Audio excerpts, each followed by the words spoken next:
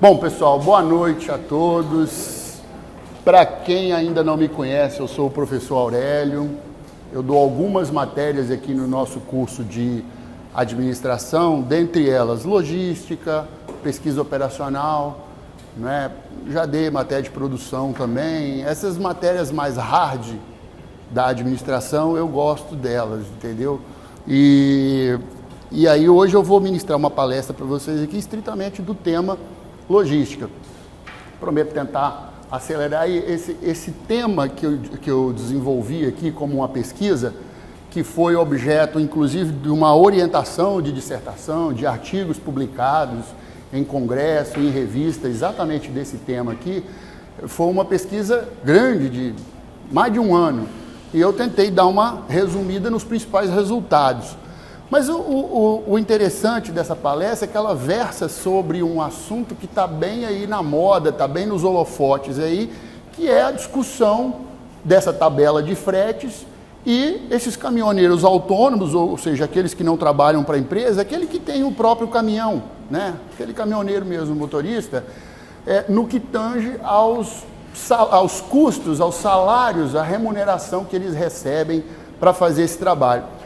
Você se lembra que no ano passado, né, em meados de março, maio, teve aquela greve dos caminhoneiros e a gente viu que, de fato, essa presença maciça do sistema rodoviário na matriz de transporte nacional cria um problema. Você fica dependente somente deles, né, deles que eu digo, não dos caminhoneiros, do sistema rodoviário, e quando ele dá algum problema, o país, vocês viram o que aconteceu, né, quase parou.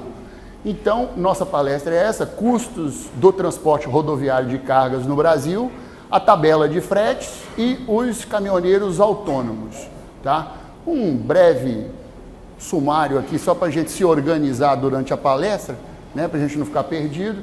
Nós vamos ver essa parte aqui de caracterização do transporte rodoviário de cargas, lembrando que está bem resumido, como eu disse, é um assunto muito grande, são muitos slides, a palestra completa tem quase 200 slides, mas aí não é uma palestra, é uma aula, é um curso. E aqui eu, obviamente, reduzi aqui para o nosso tempo. Bom, vamos falar disso aqui, caracterização do transporte rodoviário de cargas.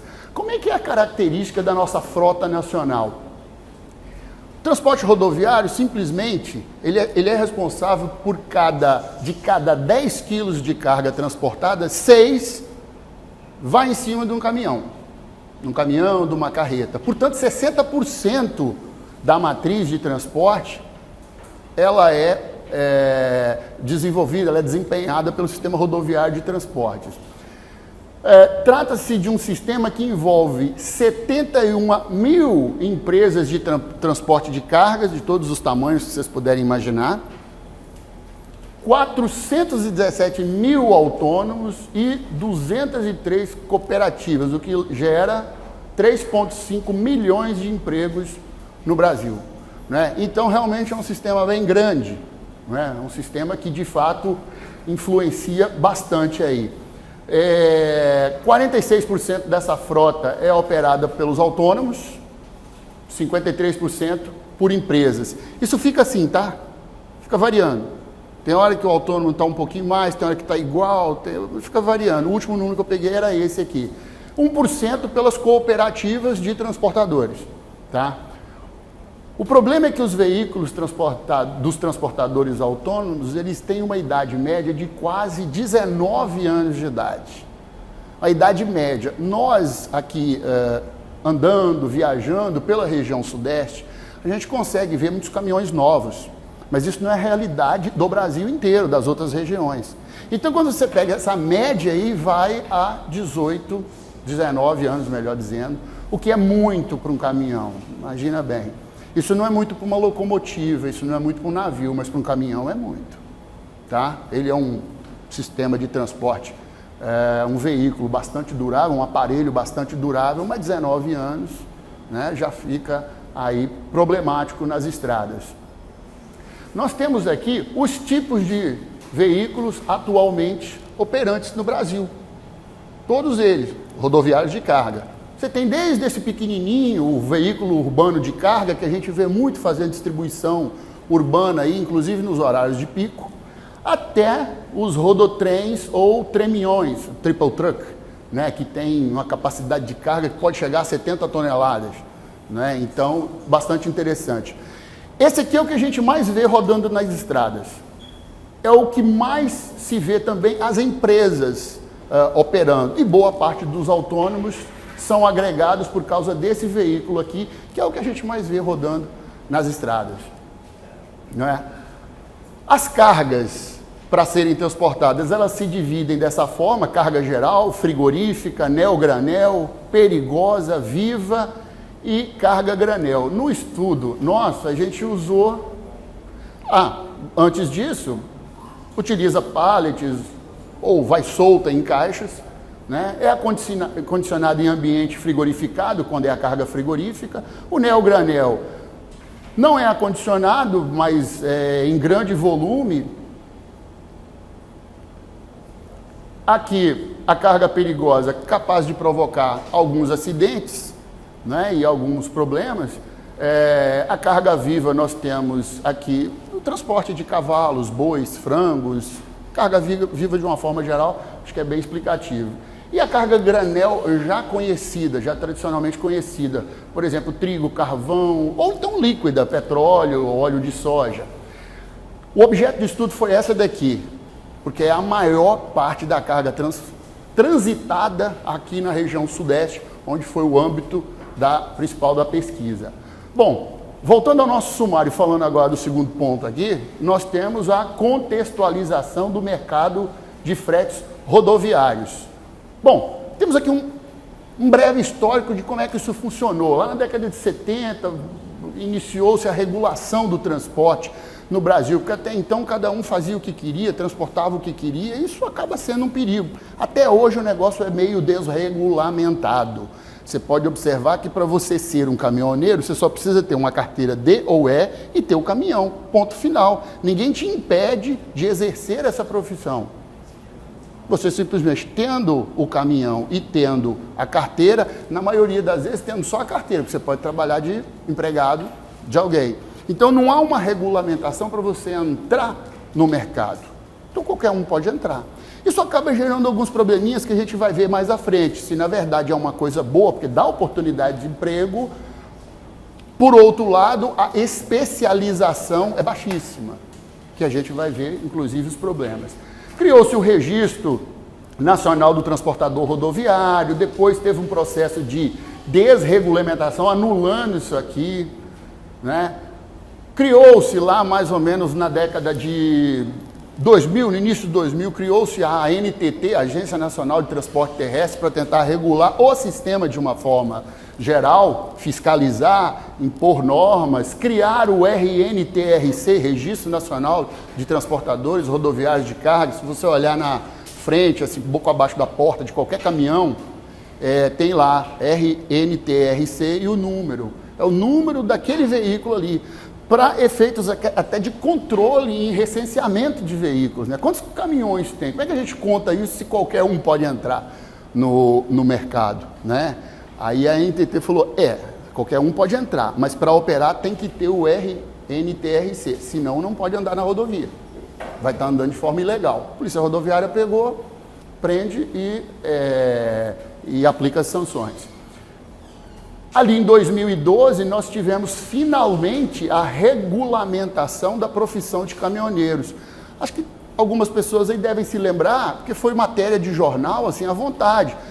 O caminhoneiro tinha que parar tantos minutos para descanso, lembra disso? Você podia dirigir tantas horas, aí tinha que parar 30 minutos para descansar, depois continuava. Aí o pessoal já começou aquela história de onde é que eu vou parar? Quando der o meu horário aqui, eu tenho que parar 30 minutos. Mas e se esse horário vencer no meio do nada? Eu não tenho um posto de combustível, eu não tenho um lugar seguro, onde eu vou parar? Né? Bom, em parte tem razão, mas em parte a lei também flexibilizava você a rodar até chegar em algum lugar ou parar antes, como é feito em vários países do mundo. Se você vai na Europa e anda lá de carro ou anda de ônibus pela Europa toda, você vai ver lá que isso é perfeitamente normal, o ônibus parar em algum ponto de apoio, essa parada já é programada, já faz parte da rota. para, e às vezes você vai até estranhar por que o cara está parado tanto tempo, todo mundo já bebeu um cafezinho, já está pronto para entrar no ônibus, e às vezes o motorista está lá aguardando. Aguardando o quê? O horário de descanso. Isso é controlado pelo tacógrafo, que pode ser até fraudado, mas também já entrou na cultura dos motoristas daquela região ali. Então o cara já sabe que tem que fazer isso. Não é? E a regulamentação do transporte rodoviário no mundo, como eu acabei de falar, aqui você tem regras mais rígidas e disciplina. Inclusive para entrar dentro do sistema, para ser transportador rodoviário de cargas, você tem regras mais rígidas para isso. Bom, como é que se formam os preços dos fretes? Bom, quem já foi ou ainda vai ser aluno de logística vai estudar isso aqui. As principais variáveis para se compor o preço do frete. Olha aqui, distância percorrida, custos operacionais, carga e descarga, sazonalidade da demanda por transporte, período de safra, entre safra, como funciona, especificidade da carga transportada e do veículo utilizado, perdas e avarias, vias que serão utilizadas, pedágios e fiscalização, prazo de entrega, aspectos geográficos, tudo isso influencia na hora de fazer a quantificação do frete aqui, porque influencia diretamente. Não é? O interessante é que a dinâmica de negociação do frete entre empresas e autônomos é uma dinâmica de negociação que a negociação pouco existe. Por quê? Porque na maioria das vezes a empresa já tem uma tabela formada. Se você for daqui do Rio de Janeiro para Cachoeira de Macacu, você tem um determinado valor que a empresa paga e é esse, não tem negociação. Outras empresas, se você vai daqui para Búzios levando uma carga, vocês também já tem um preço fechado, para a região dos lagos já tem um preço fechado. Não deixa aquela liberdade de o caminhoneiro chegar para você e falar assim, poxa, mas daqui até lá são tantos quilômetros, vai passar no pedágio, não sei o que, tem como a gente negociar um valor aqui por quilômetro, por tonelada quilômetro? Não, o preço fechado é esse, X reais. Então, não deixa margem para negociação. Essa era uma das reclamações deles, naquela época da greve lá. Condicionantes para contratação do autônomo. O que pesa na balança na hora de contratar ou não um autônomo? Bom, vantagem para o lado da empresa. Reduz o investimento e evita a ociosidade da frota. Os empresários, donos de transportadora, não precisam comprar tantos caminhões para eventualmente ficarem ociosos no pátio. Eles podem contratar os autônomos e não arcar com aqueles custos de capital quando você adquire uma frota.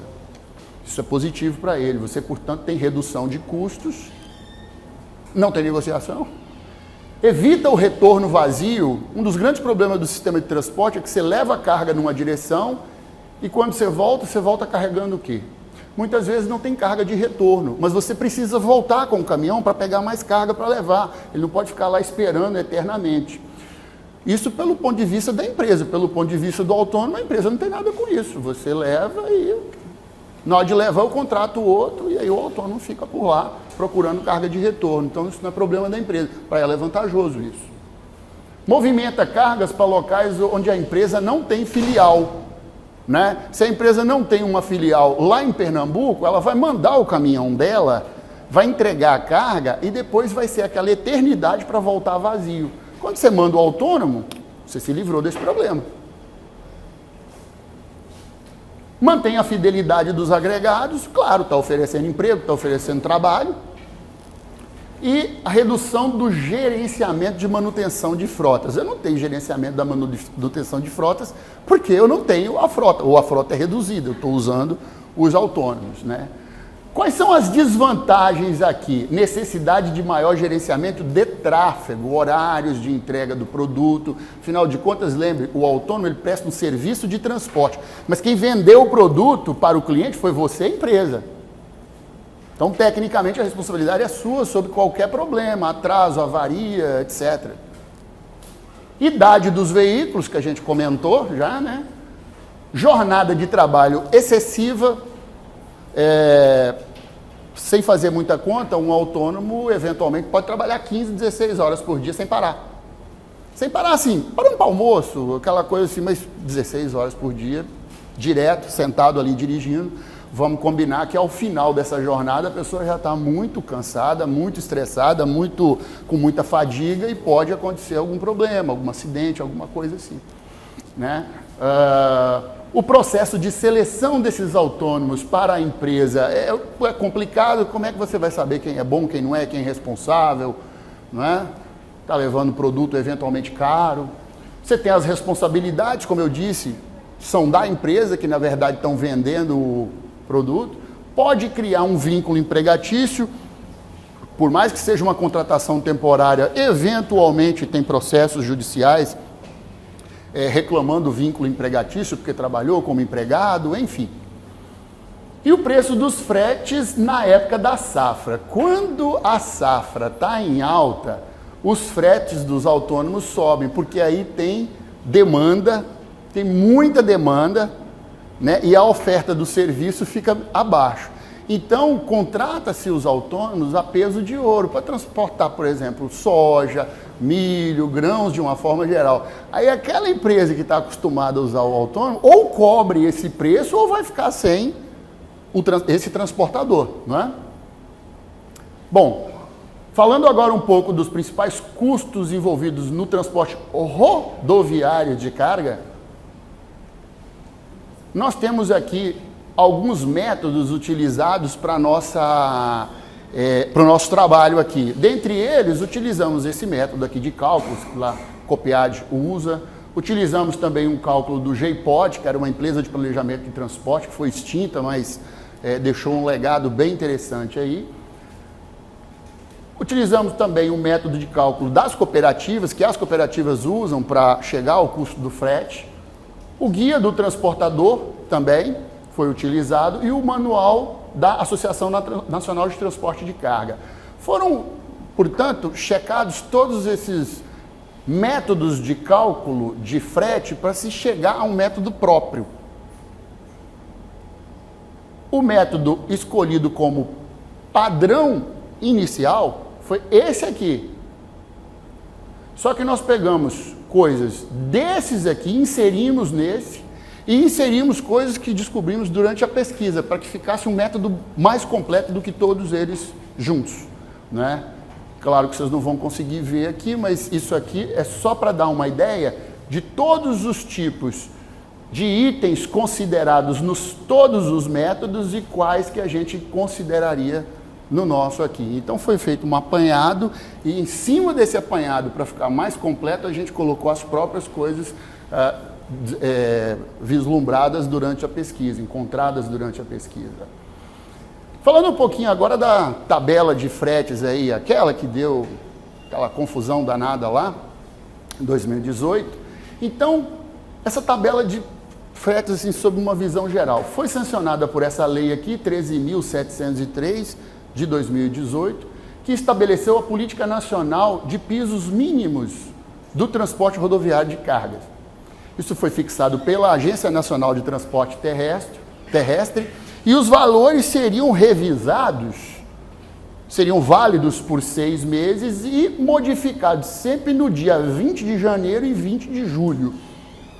Sempre dia 20 de janeiro e 20 de julho ia fazer o recálculo, porque os preços vão subindo, combustível, pedágio, manutenção, salários, etc. Tem que haver o reajuste, obviamente. Também não ficou amarrado só nisso aqui de 6 em 6 meses, não. No meio do caminho, se o diesel sofresse uma oscilação de 10% para mais ou para menos, ia revisar também, no ato. Tá? Então não ficava esperando 6 meses para depois, será que o diesel subiu? Não, não.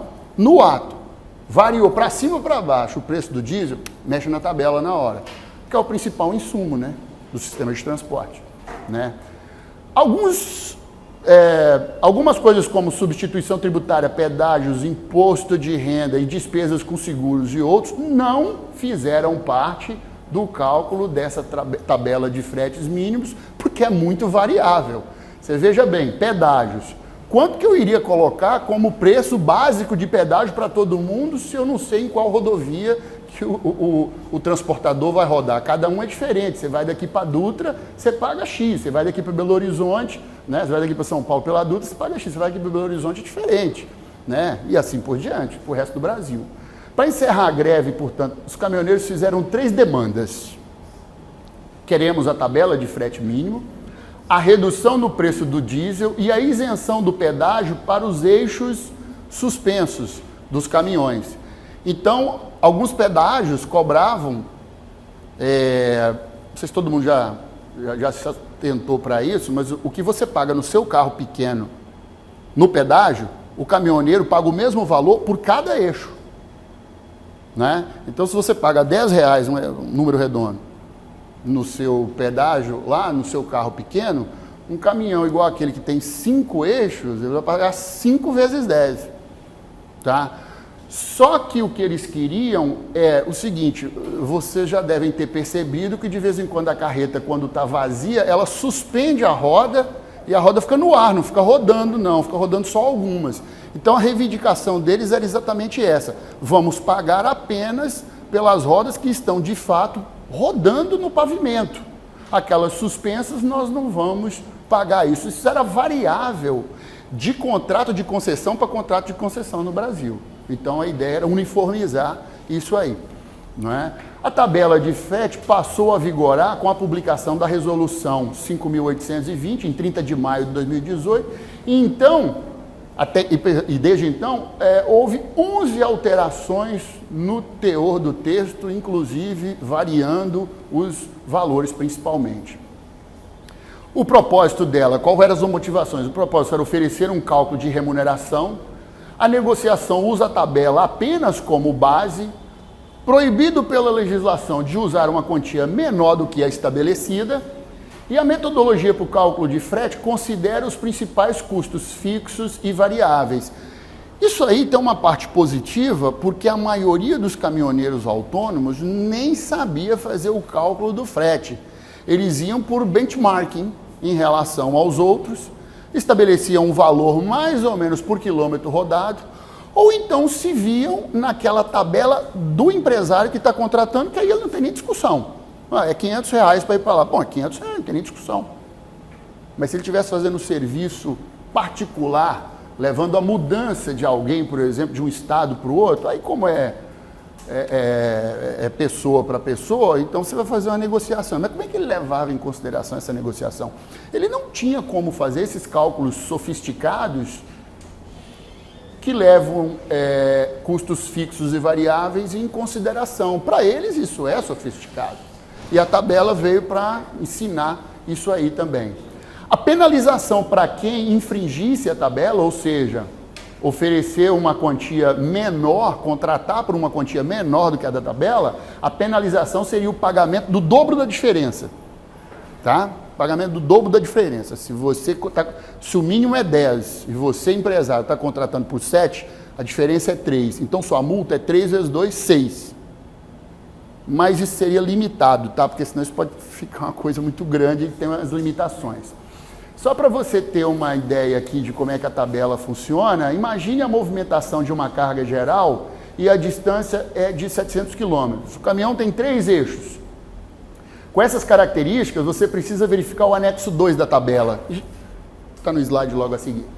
No 7º segmento, que corresponde à faixa de 601 a 700 km.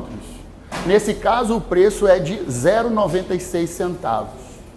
Por 3 eixos, o valor encontrado deve ser multiplicado por 3. Portanto, 3 vezes 0,96, o resultado dá 2,88.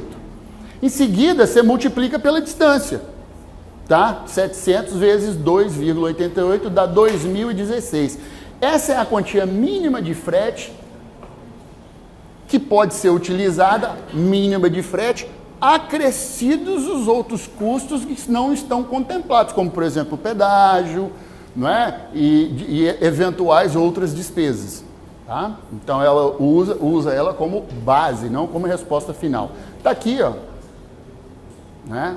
Um exemplo aí, uma parte da tabela, pontinho aqui, porque ela é enorme, né? Distâncias e tudo mais. Aqui também está a tabela nova, já reformulada. Está aqui, onde nós temos o tipo de carga, nós temos aqui o custo com deslocamento e carga e descarga. Isso aqui foi importante considerar pelo seguinte, Essa tabela aqui que foi renovada, ela ficou mais sofisticada, porque entrou aqui na contabilidade não só os custos considerados quando o veículo está andando, mas sim quando ele está parado, carregando e descarregando, porque ali ele tem custo também, né? O custo fixo. Ele está parado colocando carga. Mas o tempo do boleto de financiamento continua correndo, não é verdade? E assim por diante. O salário do motorista, ele continua. Então, às vezes, a demora numa fila para poder embarcar a carga num porto, por exemplo, pode ser de mais de um dia. Pode ser de 2 dias. Eventualmente, em outro lugar, pode ser de 5 horas. Né? Então, isso aí prejudica, tanto na carga quanto na descarga. Né? Então, isso aí foi contabilizado aqui também. Né? Dessa forma, ela passou a usar alguns valores interessantes aqui. Como esse, por exemplo, o número de eixos da composição do veículo que eu estou considerando agora, com uma distância de 440 quilômetros de São Paulo para o Rio de Janeiro, tempo de carga e descarga 5 horas e o tempo de espera 3 horas. Então, está aqui o tempo de a distância de deslocamento, ida e volta, tá? Ida e volta 2 vezes, tá bom? E aqui o custo com a carga e descarga 5 horas, mais o tempo de espera 8 horas. Portanto, o custo aqui mínimo desse frete, R$ 4.588, aí seria o mínimo. Ainda não considerando pedágio, ainda não considerando remunerações, refeições e custos diversos. Tá ok? Bom, para o nosso trabalho efetivamente, eu dei só um panorama aqui do mercado de fretes, do contexto do transporte rodoviário de carga, mas o objetivo mesmo do trabalho em si é avaliar a relação entre os custos operacionais e os fretes praticados pelos transportadores rodoviários autônomos de carga e empresas, averiguando se o valor recebido pelo frete remunera de fato os custos inerentes ao trabalho. Quer dizer, qual o cálculo que o autônomo deveria fazer certinho para dizer assim, isso aqui é justo, eu consigo ganhar dinheiro, consigo fazer a manutenção do meu veículo, consigo pagar seguro, consigo me alimentar direito, descansar direito e consigo ter lucro, que é o objetivo. Né? Eu consigo fazer isso, então como é que se fazia esse cálculo? Então eu fiz o cálculo para a empresa, como é que ela faz, para o autônomo, como é que ele deveria fazer, e como é que ele faz. E principalmente essa parte, como ele deveria fazer e como é que ele faz, você vê gritantemente as diferenças entre o que ele deveria fazer e o que ele faz e qual o impacto disso em diversos pontos que a gente vai ver aqui na frente. Objetivos específicos, eu tive que fazer um levantamento de todos esses custos operacionais inerentes ao transporte rodoviário, levantar informações em campo por meio de questionários, utilizar o método de cálculo do valor do frete aqui no eixo São Paulo-Rio de Janeiro, né? Peguei para estudo de caso esse eixo, e identificar se há distorções de fato nos preços praticados pelos transportadores autônomos. Como justificativa para esse trabalho, eu tive... Por que você está estudando isso? Por que você está fazendo isso? Justificativa. O excesso de oferta do transporte rodoviário com a redução artificial dos preços de fretes. Isso não era uma hipótese, na verdade a gente já sabe que isso existe, por isso foi uma das justificativas de eu escolher esse tema para estudar. Os baixos preços dos autônomos que dificultam a integração e o desenvolvimento dos demais modais. Por que eu vou usar o navio se o caminhão é tão mais barato artificialmente? Porque, na verdade, o caminhão é o segundo método mais caro de transporte. Ele só perde para o avião. Mas no Brasil, devido a essa distorção que eu estou mostrando aqui para vocês, ele se torna até mais barato do que o navio. Mas a gente vai ver a que preço, a que consequências acontece isso. Né? Os problemas advindos dessas baixas receitas que ocasionam, por exemplo, falta de manutenção veicular, sobrecarga no veículo, incapacidade de renovação da frota, jornadas excessivas de trabalho, uso de entorpecentes e outras. E a oportunidade de realizar um estudo que identifiquem essas prováveis distorções nos preços dos fretes. Né? Falando um pouco da metodologia utilizada, nós temos aqui as etapas dela. Eu tenho ela detalhada na apresentação mais completa, mas para não ficar cansativo, porque aí eu vou ter que falar de cada um desses, eu vou abreviar aqui.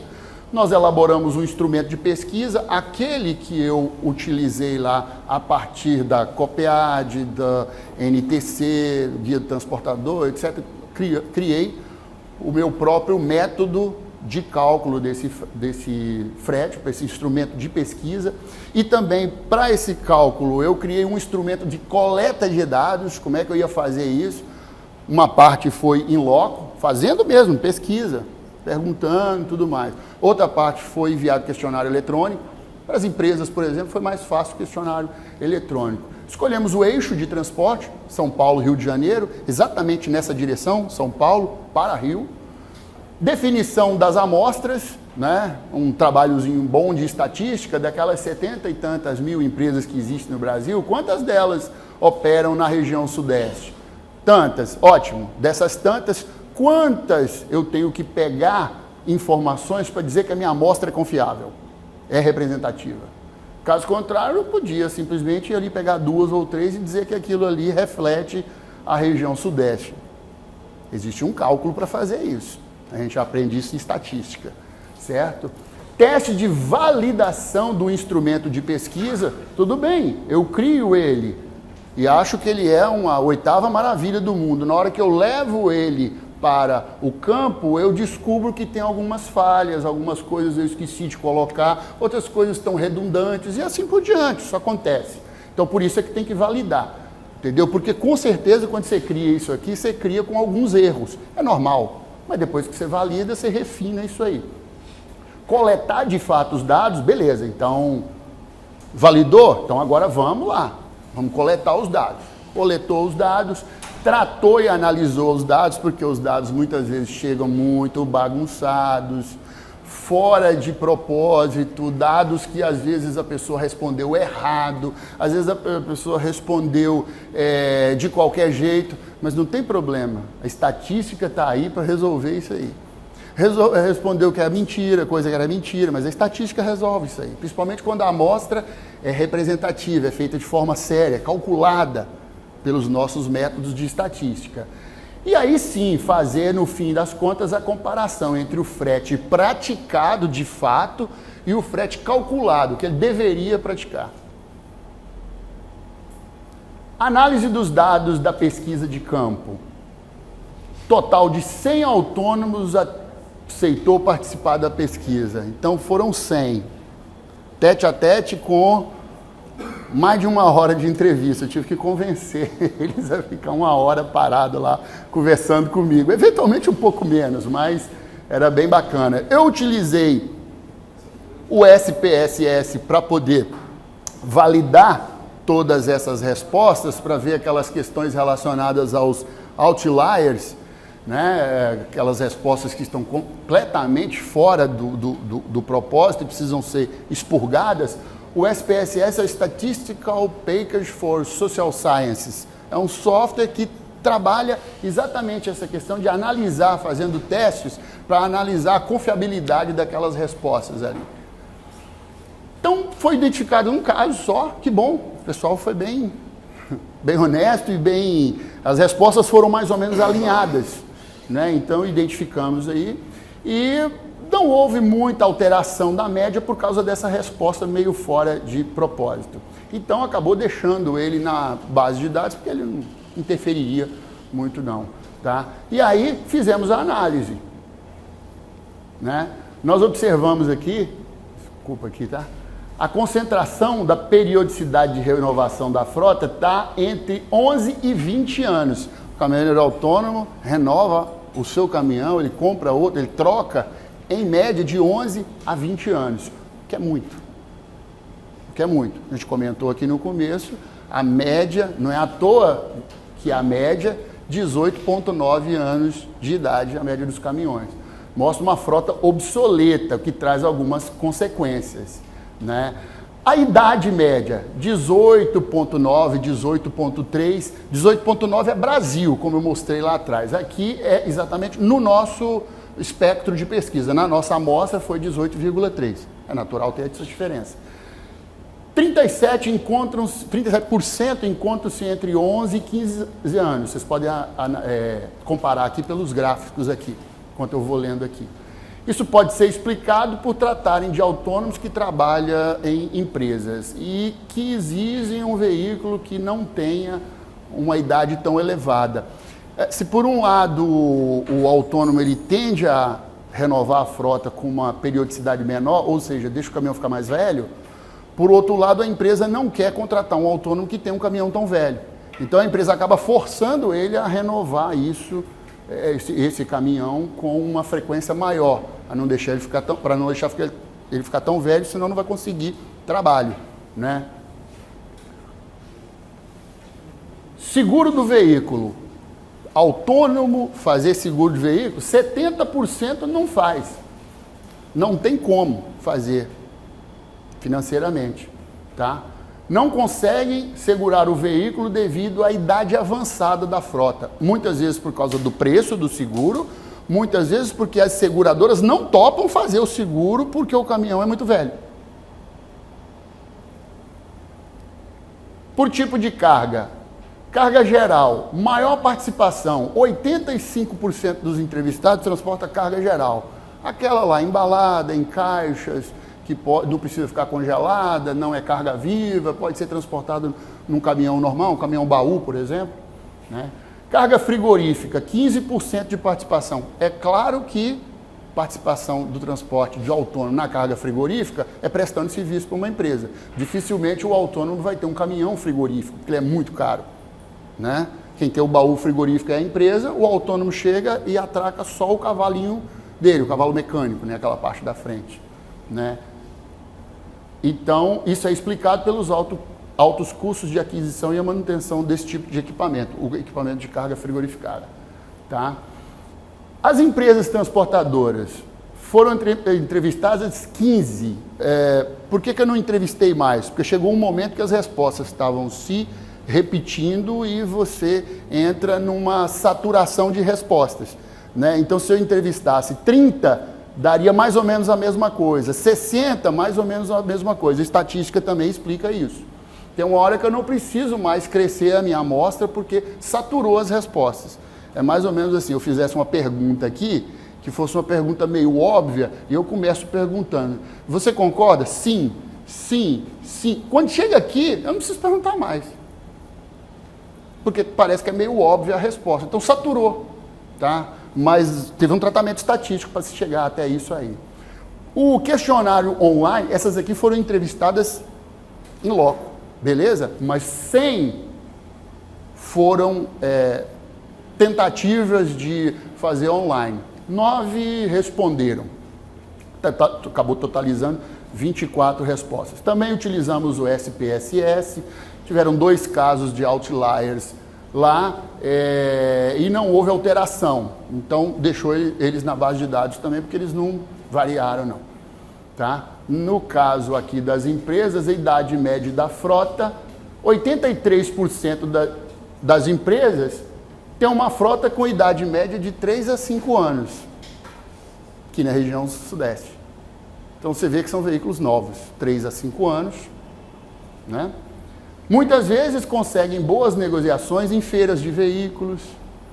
Elas, como a empresa PJ, eventualmente ela não compra um caminhão só, 3, 4, 5 ou mais, ela consegue acesso a créditos, a descontos em feiras de veículos, coisa que o caminhoneiro não consegue, né? Então, por isso ela consegue renovar a frota dela também com essa vantagem aí. Então, permite manter essa frota mais nova e bastante confiável.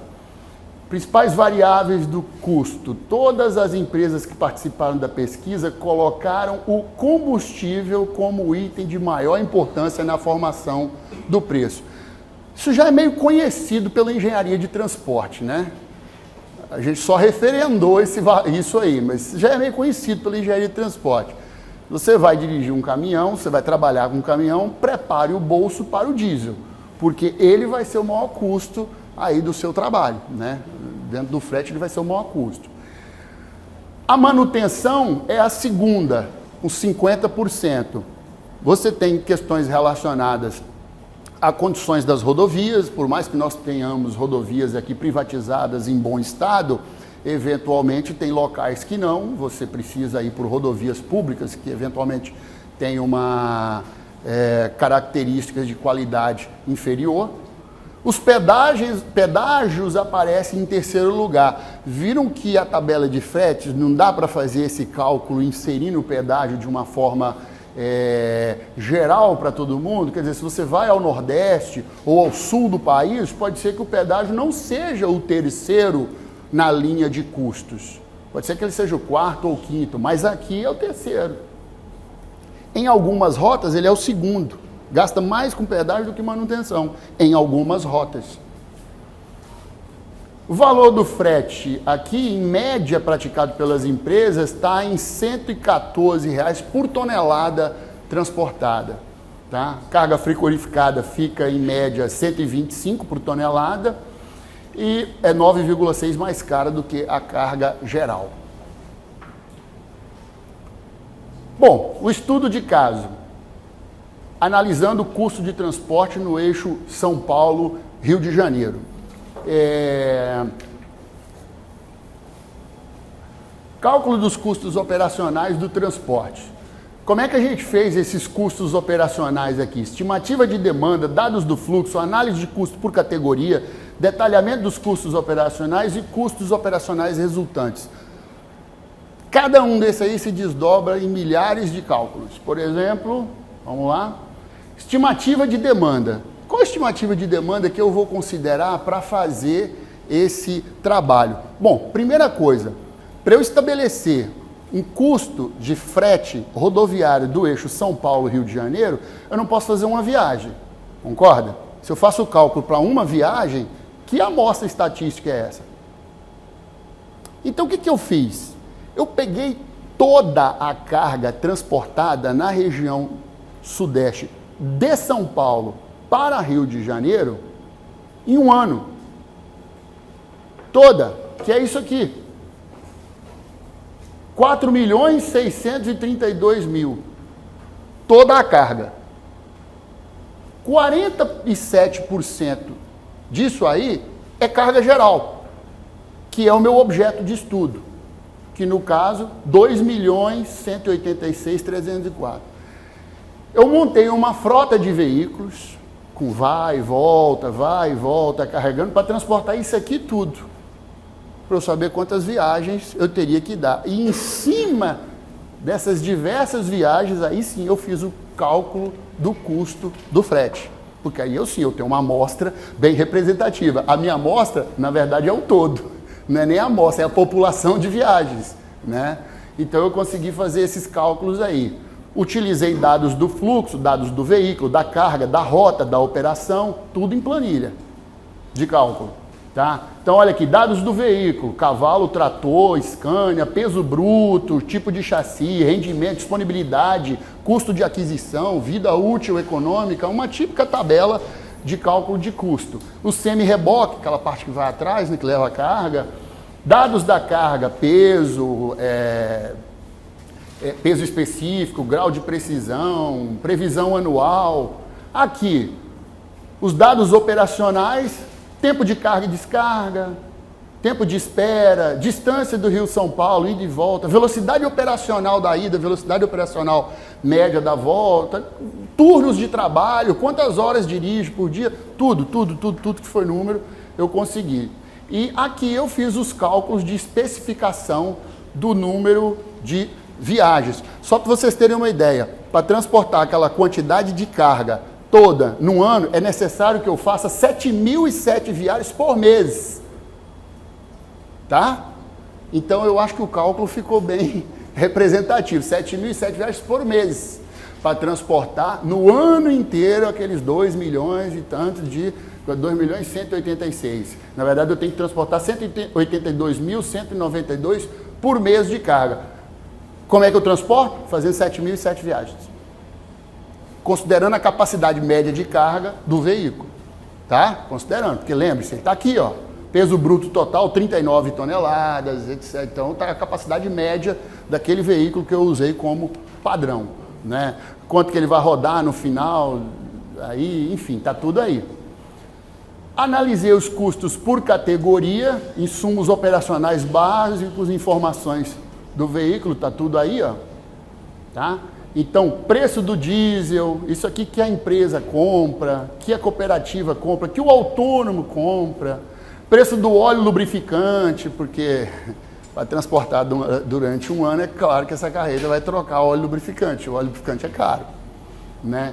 Preço de pneu, da câmara, de recapagem, de manutenção, de lavagem, de pedágio, então, não esqueci de nada, tá? Não esqueci de nada, tá bem? Né? Preço de aquisição do veículo, porque você pensa assim, poxa, mas por que vai colocar o preço de aquisição? Ele vai adquirir o veículo? Eu estou colocando como se ele adquirisse, porque lembrem-se, na planilha de cálculo você não tem que fazer a depreciação do veículo e ver nessa depreciação qual é o valor que teoricamente você deveria juntar para substituir ele ao final de X anos, vende ele como residual, suponhamos que ele valha 30% do inicial, você tem outros 70% para pagar. Né? Quanto você deveria economizar para dar esses 70%? Então, por isso é que eu fiz o preço de aquisição dele, do reboque, do semi-reboque, dos pneus, sistema rodoar, enfim, tá tudo aí. Ah, desculpa, fiz para os 3 cenários, tá? Empresa, autônomo, ideal, aquele que deveria fazer o certinho, e o prático, tá? São os 3 cenários, sempre para os 3 cenários para fazer essas comparações, tá? Detalhamento dos custos operacionais. Olha, aqui estão só as despesas diretas, só os custos fixos. As indiretas, tá? Eu não coloquei todas aqui, não para o slide não ficar grande, mas tem as despesas diretas fixas e variáveis, você tem as despesas indiretas, enfim. E o resumo dos custos no final. No final das contas, o que eu queria saber, com esses cálculos todos? Isso aqui. Qual é o frete, o preço do frete de São Paulo para Rio? Está aí. Depois de fazer todos esses cálculos aqui, ó, o somatório das despesas diretas, fixas e variáveis para cada um, das despesas indiretas, dos impostos e taxas, do lucro operacional, aqui o valor total, tá? Isso aqui por mês, tá? Reais por mês.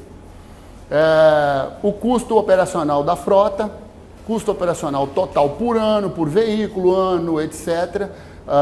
O custo aqui, esse custo aqui é muito importante para quando a gente vai fazer cálculo. Esse 0,51 quer dizer o quê? Reais por tonelada quilômetro. Cada quilômetro que você anda deslocando 1 tonelada custa 51 centavos. Qual é o preço do frete final? Multiplica pela distância, multiplica por quanto você está carregando, vai te dar o frete. Então, isso é um indicador de transporte muito importante na hora da formação de preço. Por quê? Você faz essa tabela uma vez só e fica com esse valor. Você só mexe na tabela de novo para alterar esse valor quando altera outros custos. A gasolina, o diesel subiu, o pneu subiu, o salário subiu, você mexe nele de novo. Mas enquanto não subiu, enquanto se manteve estático, quando você chega nesse indicador de transporte aqui, que é muito importante, esse 51, 47, 32 aqui, o autônomo, por exemplo, que não faz esse cálculo aqui, ele não sabe te dizer com precisão quanto é para transportar 15 toneladas daqui para Salvador. Ele vai fazer um monte de cálculo de distância. Essa distância vai de porta a porta ou vai de região metropolitana para região metropolitana? Lembre-se que na hora que você entra no perímetro urbano do Rio de Janeiro, você pode andar quase 100 quilômetros aqui dentro até chegar no destino final, né? Então, se você não faz essa conta certinha de porta a porta, porta de quem está te contratando, porta de quem que você está levando a carga, essa conta fica meio mal feita. Outra coisa, quando você pega essa distância porta a porta certinha e pega a quantidade de carga que você está levando e multiplica por esse 0,32, aí você tem esse valor aqui certinho, que é o correto. Então, mas vamos interpretar esses dados aqui. Isso aqui é o que a empresa cobra para transportar a carga, São Paulo, Rio de Janeiro. Ela cobra isso aqui pagando todos os custos que ela tem que pagar. Afinal de contas, ela é fiscalizada, né? Ela tem funcionários, ela tem oficina, ela tem escritório, tem garagem, lava o caminhão certinho, mantém a manutenção dele, renova a frota. É óbvio, faz seguro, é óbvio que o frete dela fica mais caro. O autônomo ideal, aquele que deveria fazer as contas certinhas, vai ficar mais barato porque tem algumas coisas que ele não paga, tem algumas coisas que para ele é mais caro, mas tem algumas coisas que para ele é mais barato. Por exemplo, o diesel para ele é mais caro, mas a oficina mecânica para ele, ela é mais barata porque ele não precisa ter uma oficina mecânica para ele. A transportadora precisa, você imagina, uma transportadora que tem 800 carretas. Ela não dá para ficar de oficina em oficina consertando as carretas, ela tem uma estrutura de oficina dela mesma, né? Então isso aí é importante. Acaba que ele fazendo tudo direitinho, vê que a diferença é uma diferença bacana aí, mas mesmo assim dá esse valor aqui, 4.900 e uns quebrados. Já o outro que faz o que faz hoje, na prática, excesso de peso, excesso de jornada, não paga seguro, faz evasão fiscal, eventualmente passa no pedágio e não paga, eventualmente não paga as guias de transporte regulamentar, viaja à noite para não ter fiscalização, não faz manutenção, anda com o pneu careca, anda com o caminhão velho, não renova. Enfim, todas essas coisas que são inadequadas sob o ponto de vista técnico, o frete dele, claro que vai ficar menor. Só que pensa comigo, a que custo para a sociedade?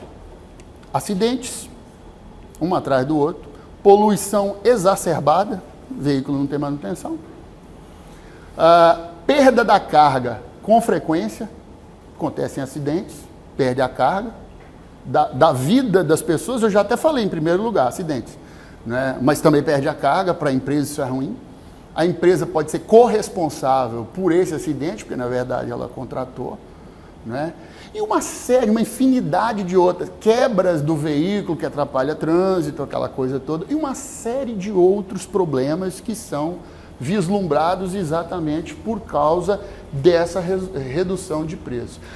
Além disso, ele não recebe um valor monetário que dê para ele lucro. Primeiro que ele mistura receita com lucro, tá? Ele mistura isso, receita com lucro, porque ele pega o lucro e diz que naquele lucro ali ele vai poupar um dinheiro para comprar outro caminhão. Não é. Lucro é aquisição, é aumento de riqueza, né? Na verdade, a reposição do veículo deveria estar lá no cálculo da remuneração, lá direitinho como eu mostrei na tabela lá. Então nós temos isso aí. Só fazendo uma análise aqui, a diferença ali, essa diferença comparando esses dois e depois esses dois, tá? Aqui, aqui e aqui, vai dar exatamente isso aqui. Olha, da empresa para o autônomo ideal dá uma diferença de 12,62%. Da empresa para o autônomo prático é quase 40% a diferença no frete. E do autônomo que deveria fazer tudo certinho para o outro que faz tudo erradinho, 30% é a diferença aí em termos de custo de frete. Tá? Bom, e agora falando da análise dos resultados dos custos de transportes, nós temos aqui todas as análises feitas. Começando pela representatividade dos tipos de custos. Você pode observar que os maiores custos aqui nos três casos analisados são os custos variáveis, tanto da empresa quanto para o autônomo ideal, aquele que faz tudo certinho, e o autônomo prático, os custos aí, que são essas barras verdes, eles se colocam em primeiro lugar, né? Esses custos variáveis, né? Se colocam em primeiro lugar.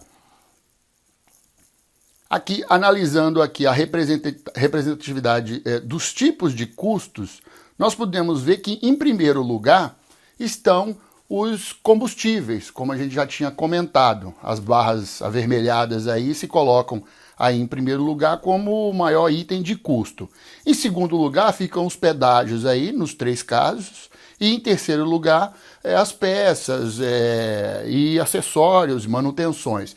Então isso para esse caso nosso analisado aqui no eixo São Paulo-Rio de Janeiro. Então nessa situação, em primeiro lugar os combustíveis, em segundo lugar os pedágios e em terceiro as manutenções. Agora a representatividade dos itens no custo operacional total. Pode observar aqui que nos 3 casos você tem custos inerentes a cada um.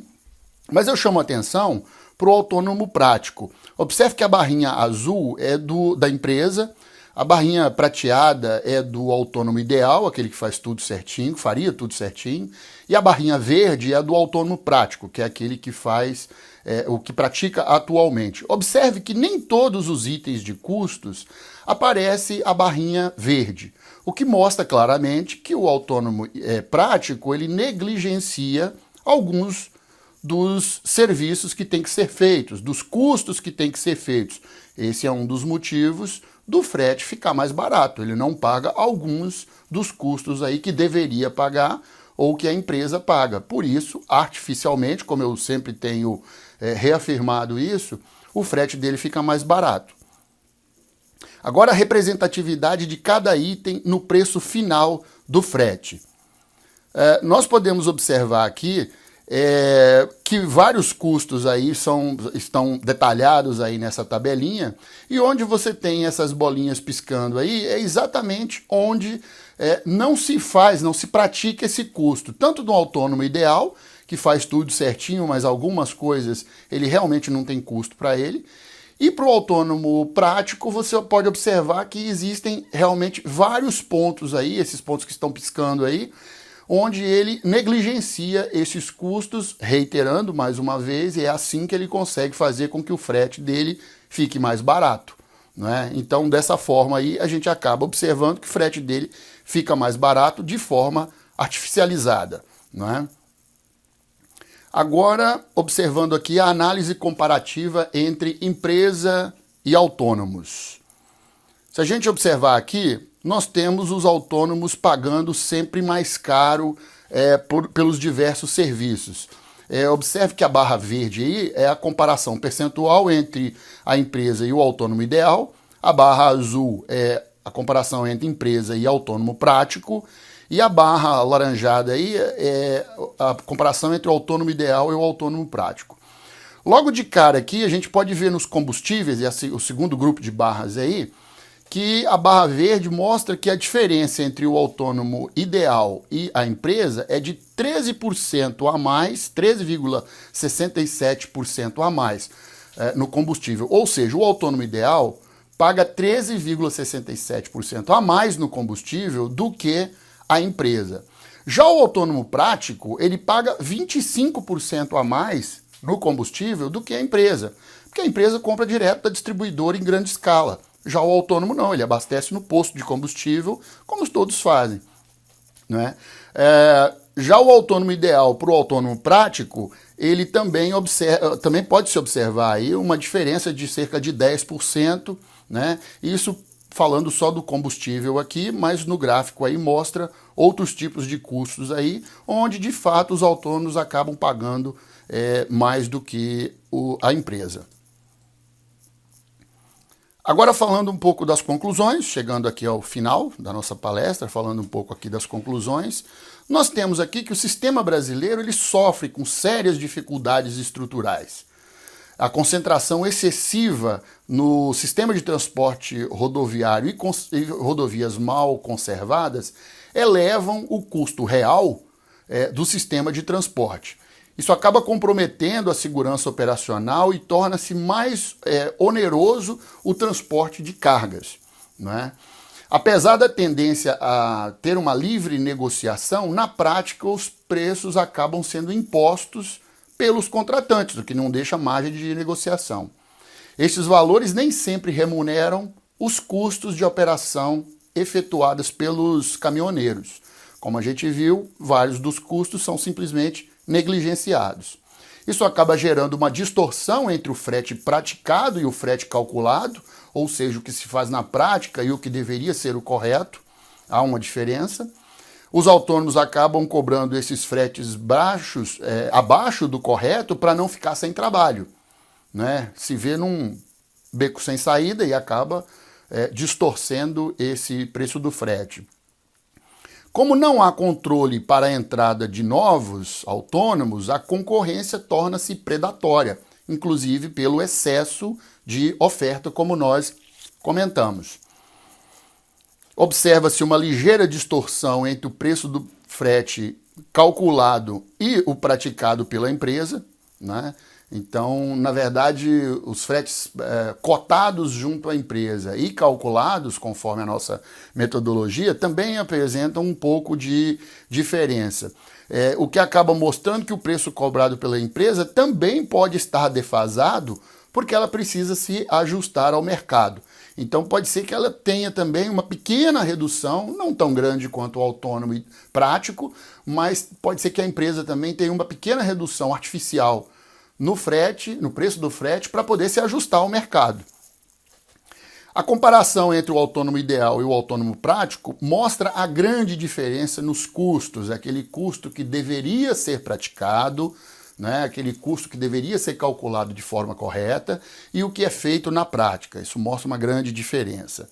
Pelas comparações, observa-se que o autônomo não consegue, portanto, arcar com todos os custos corretamente do desempenho da sua atividade, do desempenho do seu ofício, né? Portanto, como ele não consegue arcar com todos esses custos, ele acaba depreciando o caminhão de maneira muito pesada, muito frequente, e o caminhão acaba ficando realmente muito velho e antes da hora, né? Acaba depreciando bastante o caminhão. Portanto, ele deixa de realizar manutenções e trabalha em jornadas excessivas. Como a gente comentou, ele acaba trabalhando em jornadas excessivas porque, como ele recebe pouco, né? Ele recebe menos do que deveria receber em termos de custo, acaba que ele tem que trabalhar mais para ganhar um pouco mais de dinheiro para o seu sustento, né? E isso acaba por comprometer a segurança das vias, né? A segurança de uma forma geral e das vias. Muitas vezes se vê acidentes aí, quando vai se buscar a causa, jornada excessiva, falta de manutenção nos veículos, uso de entorpecentes, uso de álcool, enfim, coisas que de fato estão de forma equivocada, sendo usadas de forma equivocada ou sendo praticadas de forma ilegal, não é? E acaba comprometendo a segurança das vias. Isso só para dizer em relação ao sistema de transporte profissional. Não estou falando do carro de passeio, onde o motorista pode também estar embriagado. Não, estou me atendo simplesmente aos motoristas profissionais, ou seja, aqueles que trabalham com caminhões, né? Os motoristas profissionais do transporte rodoviário de carga. E, portanto, eu encerro aqui a minha palestra, tá? Muito obrigado. Espero que eu tenha conseguido passar essas informações aí. E, por favor, não deixem de acessar lá o meu canal no YouTube. É só procurar lá professor Aurélio Murta, que essa palestra vai estar lá disponível para todos, tá ok? E outras aulas também. Então, muito obrigado e boa noite.